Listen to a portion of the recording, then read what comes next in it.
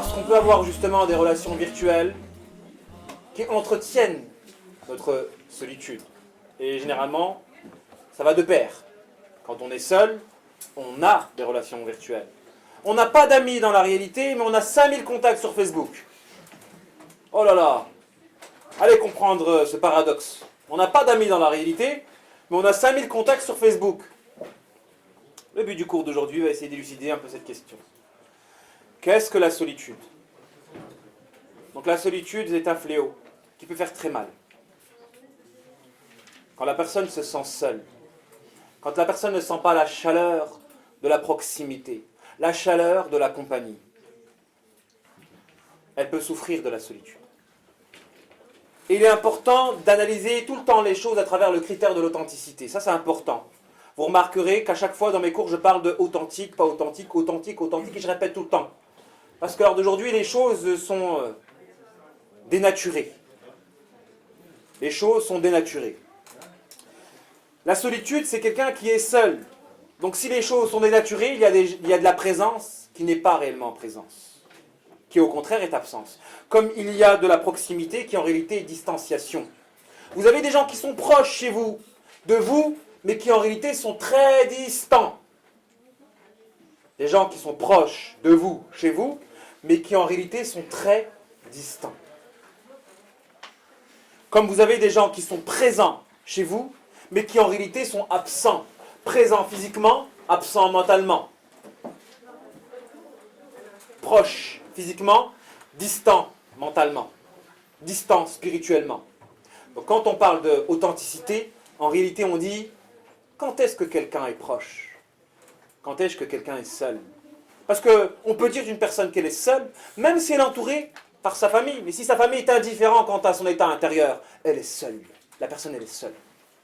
De la même manière qu'on peut dire que le véritable orphelin n'est pas celui qui n'a pas de parents, c'est celui qui a des parents, mais insouciants de leurs enfants. Lui, il est véritablement orphelin. Donc le côté authentique des choses est important. On a devoir de définir qu'est-ce qui est authentique, afin de lutter contre la fausseté des choses. Donc la solitude, c'est le fait d'être seul.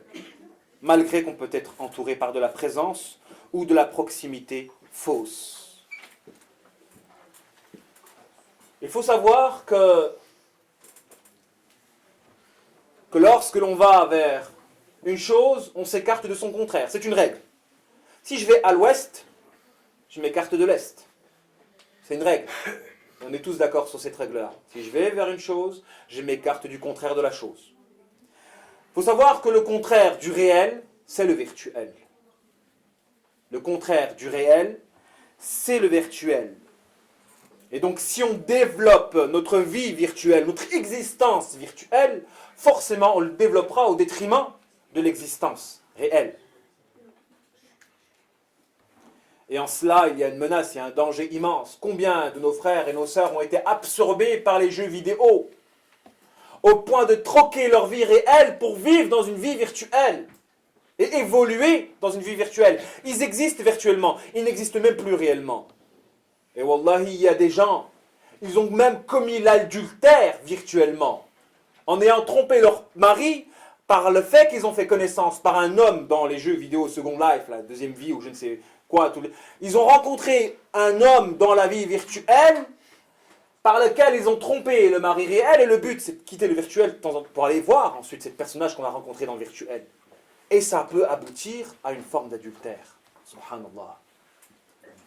Le virtuel a déclaré la guerre au réel. En notre époque, le virtuel a déclaré la guerre au réel. Plus on noue une relation virtuelle, on développe notre existence virtuelle, moins notre existence réelle va s'affirmer. Et en cela, il y a un danger. Le danger de cultiver notre dédoublement de la personnalité moyennant la pseudoisation. Parce que les gens, ils se lâchent quand ils ne sont pas en face des gens. Il y a le côté hypocrite. La personne ne sait pas qui je suis. Je mets un pseudo. Je mets des photos qui ne sont pas les miennes. Et là, tout le plus mauvais de soi, on l'étale sur la table. Et vous avez généralement, sur Internet, en tout cas ceux qui squattent Internet, généralement beaucoup de cassos. Beaucoup de cassos parce que là, ils n'ont plus de restrictions, ils n'ont plus de limites. la pseudoisation cache. Donc c'est ça qui peut être traumatisant et choquant. Une personne, dans la vie réelle, elle a un comportement, mais dans la vie virtuelle, elle a un autre comportement. Et dans la vie virtuelle, c'est je me lâche, enfin, je peux me lâcher. Le problème, c'est que des fois, la vie virtuelle, elle a pour but de passer à du réel. Donc c'est pourquoi on peut faire du profilage en réalité. En étudiant le comportement des gens à travers Facebook ou autre, ou la pseudoisation, on peut les profiler. Et généralement, les gens qui ont plusieurs comptes, donc qui se dédoublent à l'intérieur de Facebook et de la vie virtuelle, ils se dédoublent aussi. Ils sont dédoublés dans la réalité, ils se dédoublent dans le virtuel, et à l'intérieur du virtuel, ils se dédoublent encore, subhanallah. Ils ont plusieurs comptes.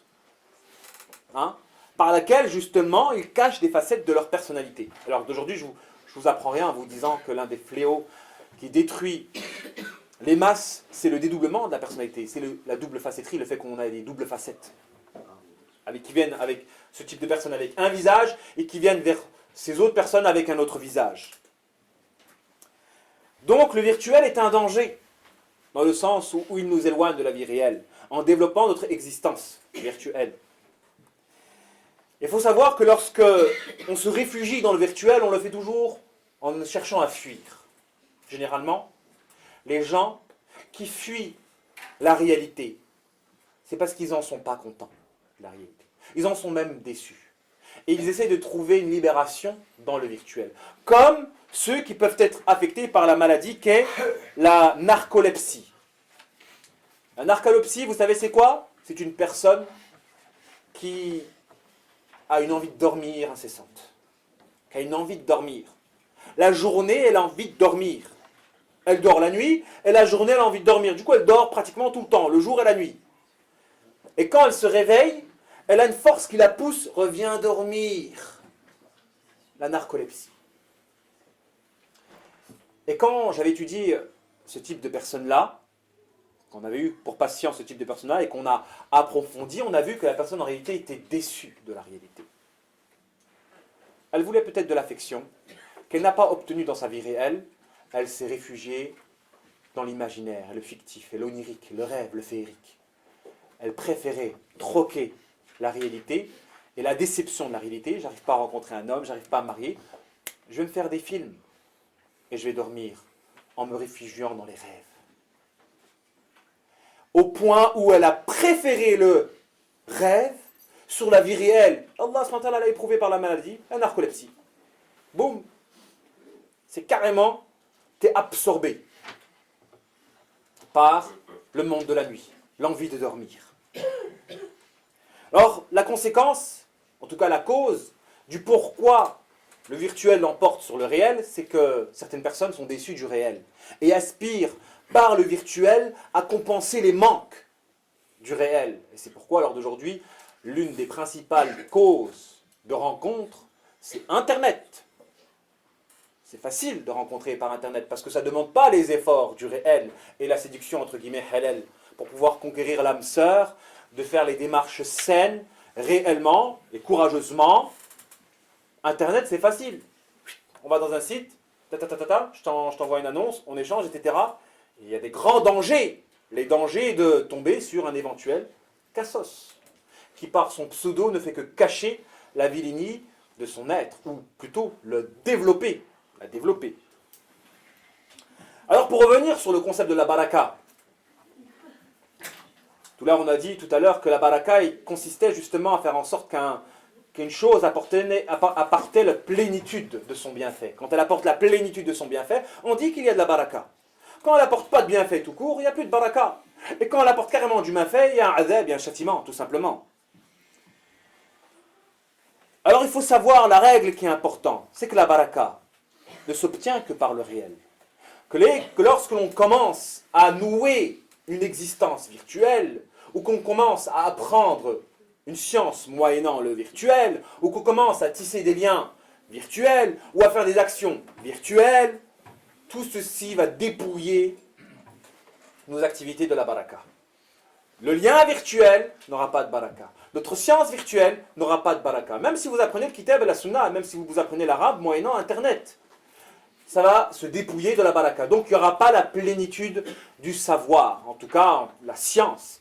la plénitude s'obtient par la compréhension. Du coup, si vous apprenez le savoir par une manière non conforme à la voie prophétique, vous dépouillez votre savoir de l'obtention de la plénitude du bienfait qu'il est censé comporter, en l'occurrence la compréhension. Si vous apprenez la science de la religion d'une manière saine, en vous conformant à la voie prophétique, vous allez obtenir la baraka du savoir, en l'occurrence la compréhension. Mais si vous apprenez votre savoir d'une manière qui s'écarterait de la voie prophétique, vous risquez d'amputer votre savoir de la baraka, et donc de faire en sorte que ce savoir-là ne soit pas accompagné de la compréhension, qui fait justement toute sa finalité et son identité. Ainsi, la volonté d'atteindre une fin noble, moyennant des outils modernes, altère la baraka.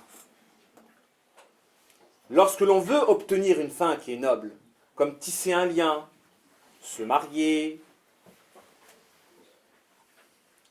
apprendre le savoir religieux, établir des actions collectives, quand on fait ces choses-là, en utilisant des moyens modernes de communication, donc basés sur le virtuel, on va dépouiller ces activités-là de leur baraka, de leur bénédiction. Et ces activités-là vont être des activités de forme et pas de fond. Elles risquent d'être des activités de forme et pas de fond. Et c'est pourquoi les salafs disaient, on apprend la science pas avec les livres, on l'apprend directement des savants. C'est-à-dire que même le bouquin, subhanallah, même le livre peut constitué comme un obstacle opaque qui va t'empêcher d'accéder à la compréhension authentique, bien qu'il est loin d'amputer l'entièreté de la baraka du savoir. Mais apprenez votre science directement du savant vous permet d'accéder à plus de bénédictions, plus de baraka à l'endroit du savoir. Ça c'est clair. Ça c'est clair. Donc, plus on s'écarte du moyen naturel, sain et pur, plus on va s'écarter de la baraka de ce moyen, de telle sorte que celui-ci ne nous permettra pas d'atteindre l'objectif. Et nous privera justement de la baraka.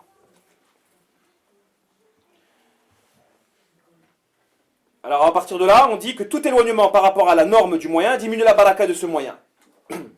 Dès qu'on s'écarte de la norme du moyen, on altère la baraka du moyen. Donc dès qu'on s'éloigne, le but de la religion, donc c'est l'agrément d'Allah subhanahu wa ta'ala, et dès qu'on s'éloigne de la voie prophétique, qui est le moyen, parce que la ilaha illallah c'est la fin, Muhammad Rasulullah c'est le moyen, donc je prends le prophète alayhi salam comme moyen, comme exemple, pour pouvoir atteindre la fin, qui est l'agrément divin et l'établissement, la réalisation de la volonté divine sur terre, bah, dès que je m'éloigne de la voie prophétique, les choses, les actions que je vais faire ne vont pas apporter leurs fruits. C'est-à-dire qu'ils ne vont pas mener la finalité voulue, qui est le triomphe de la vérité et l'instauration de la religion de vérité sur terre. Donc il y a des gens, par l'islam, en réalité ils s'écartent de l'islam, puisqu'ils se sont écartés de la voie authentique du suivisme du prophète alayhi salatu wassalam. Ça, c'est pour l'adoration. Qu'en est-il en ce qui concerne les outils modernes de communication? Si carrément la norme a été définie par des non-musulmans, il va constituer en soi directement un obstacle à l'atteinte de la baraka. Lorsque vous utilisez cet outil-là à des fins religieuses. Ça, c'est une règle qui est très importante. L'ordinateur, le téléphone, toutes ces choses-là sont utilisées, ont été fabriquées par des non-musulmans, malheureusement. Et ils ont été fabriqués par des non-musulmans qui ont défini, qui ont conceptualisé l'outil à travers un objectif précis. Donc la norme de l'outil, elle dépend de son constructeur.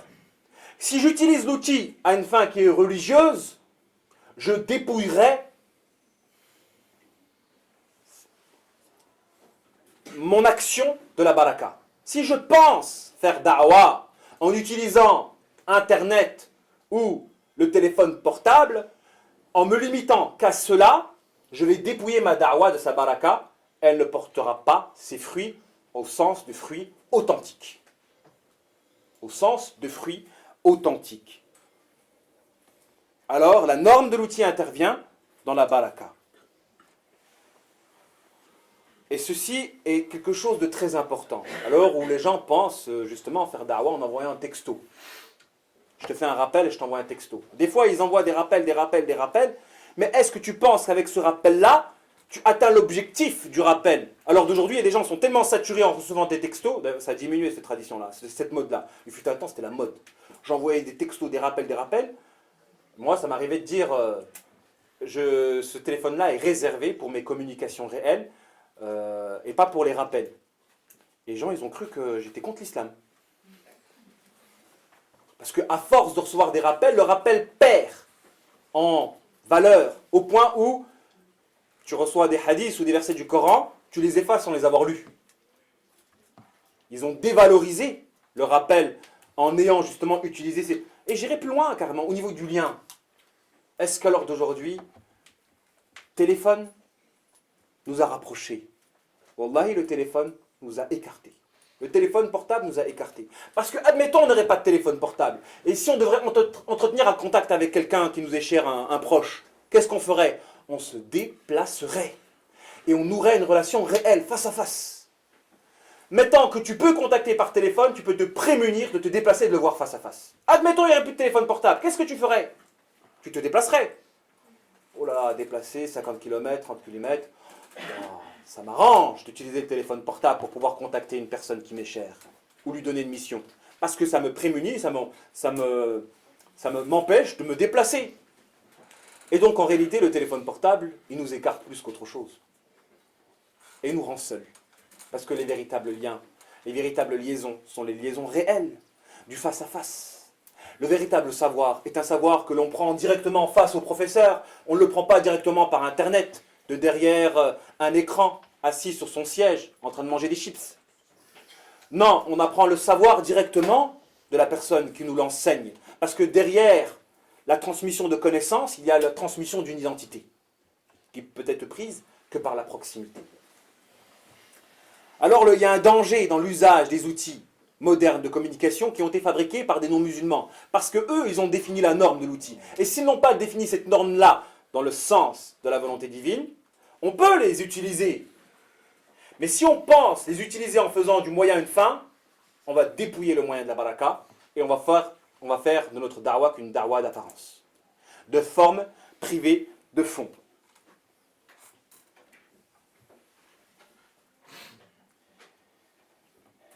Et c'est pourquoi on a le devoir, afin de remédier à cela, d'utiliser ces moyens comme des moyens de tendre vers le moyen authentique.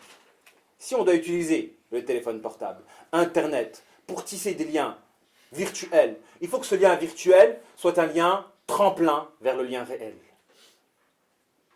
Donc il n'est pas interdit d'utiliser ces moyens modernes de communication comme le téléphone, comme Internet ou autres, mais il faut utiliser ces moyens-là comme moyen, que comme moyen, pas comme une fin, que comme moyen de tendre justement vers le moyen qu'est les liens réels, qu'est la science réelle, qu'est l'action réelle. Wallahi, à l'heure d'aujourd'hui, malheureusement, les musulmans ont été absorbés par le virtuel, au point où ils vivent, à l'heure d'aujourd'hui, même le travail, on travaille de chez soi. Il y a même une pub qui traduit bien ce phénomène-là. Vous avez la personne qui est avec son costard cravate, mais il est en caleçon.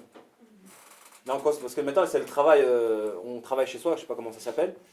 On travaille beaucoup chez soi, mais c'est vraiment l'ego qui commence à se normaliser. On travaille chez soi, du coup, et puis on fait tout à travers le virtuel. On n'aura plus de bouger maintenant. Voilà, maintenant tu peux faire tes courses chez toi. Tu n'as plus besoin de bouger. Et il y a même des machines qui sont faites pour que tu vis sans bouger. Tu ne bouges plus. Tout est dans ta tête.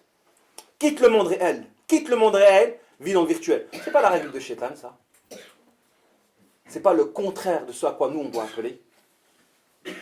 Shaitan veut nous déconnecter par rapport à la vie réelle en nous poussant à développer notre vie virtuelle. L'Occident, en termes de religion, l'occidentalisation, la religion occidentale, elle développe justement la religion, le côté virtuel de nos liaisons. Et en développant le côté virtuel de nos liaisons, elle brise nos relations réelles. Et c'est ce qui fait qu'à l'heure d'aujourd'hui, on a du mal à se marier, à rencontrer, à discuter, à dialoguer, alors que c'est un signe de la fin des temps que deux musulmans se croisent et qu'il ne se passe même pas le Salam. Il ne se passe même pas le Salam. C'est pas normal que vous veniez ici à une conférence, que vous remplissez la salle et que le voisin ne connaît pas celui qui est à côté. C'est pas normal. On ne devrait pas tolérer ça à la base. On ne devrait pas le tolérer. Et le prophète alayhi salam ne l'a pas toléré. Il ne l'a même pas toléré lors d'une expédition, lorsque des compagnons en repos s'étaient éparpillés en train de s'asseoir et s'est mis en colère. Oh, l'éparpillement physique, il ne l'a même pas accepté. Réunissez-vous. Ils se sont tous réunis à un tel point on aurait pu les recouvrir tous par un drap. Le prophète ne tolérait même pas la distanciation physique. Et pourquoi il disait comme signe de la fin des temps, lorsque les rangs des prières, on aura des séparations, des séparations. Il ne tolérait même pas cette séparation physique. Alors, catastrophe des mosquées actuelles, où vous avez des gens qui remplissent des lignes, et toute une vie, ils ne sauront même pas c'est qui prie à côté de lui. Qui est-ce qu'il est? Est-ce qu'il a assez d'argent pour vivre? Est-ce qu'il vit bien? Est-ce qu'il a des problèmes avec son épouse? Est-ce qu'il a de quoi remplir son ventre? Est-ce qu'il n'a pas de problème de travail, de logement? Il ne connaît même pas. Il ne sait même pas c'est qui est à côté de lui.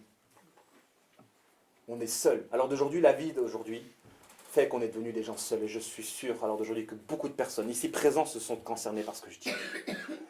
Qu'ils vivent seuls, malgré qu'ils sont entourés d'une présence fausse. Et ils essaient de développer justement dans le virtuel. Et ils se trompent. On a le devoir de développer justement, ça c'est un sujet qui est d'actualité, nos relations réelles, notre savoir réel et nos actions réelles.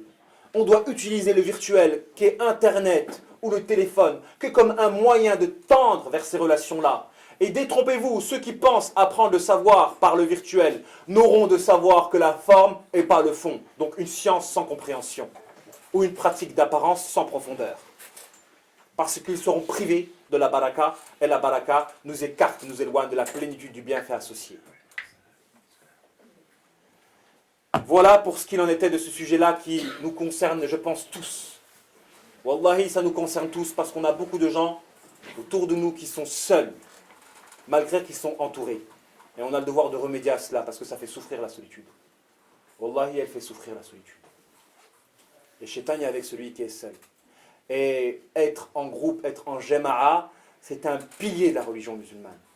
On a le devoir d'être en jama'a, on a le devoir d'être en groupe, d'être soudés, de se partager nos soucis, nos problèmes et de veiller à les résoudre tous collectivement. On a le devoir. Et si aujourd'hui, on ferme les yeux sur le fait que des gens à côté ne se calculent pas, on tâchera les mois à venir à travailler, spirituellement parlant et concrètement, à faire en sorte que chacun d'entre nous, on se connaisse par le partage d'activités qui soudent nos cœurs. C'est pas normal, moi je vous dis tout de suite, c'est pas normal. Et si je vous laisse partir sans vous le dire, je commets une grave injustice. Et si je fais rien, concrètement parlant, pour développer vos liens horizontaux, pas uniquement vous venez pour assister à un cours que je vais donner. Vous devez développer du lien entre vous, vous devez devenir des frères et des sœurs en Allah subhanahu wa ta'ala. C'est ce que le prophète alayhi salam a réussi à faire dans sa tradition. Et sinon on s'écarte de la voie prophétique, on s'éloigne tout simplement de l'islam authentique. Il a réussi à faire ça, à souder des cœurs autour de la ilaha illallah et